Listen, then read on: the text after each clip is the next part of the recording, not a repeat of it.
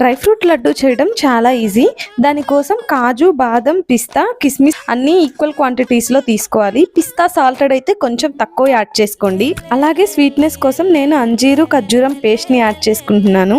మనం తీసుకున్న dry fruits అన్ని చిన్న చిన్న పీసెస్ గా చేసుకోవాలి. అంజీర్ ని స్కిప్ చేసి ఓన్లీ ఖర్జూరం పేస్ట్ కూడా యాడ్ చేసుకోవచ్చు. తర్వాత కొంచెం కొంచెం గీ యాడ్ చేసుకొని అన్ని సపరేట్ గా రోస్ట్ చేసుకోవాలి. కిస్మిస్ ని మాత్రం గీలో అస్సలు వేయించుకోకూడదు. తర్వాత మనం ముందుగా ప్రిపేర్ చేసి పెట్టుకున్న పేస్ట్ ని కూడా కొంచెం సేపు వేయించుకోవాలి గీ వేసుకొని.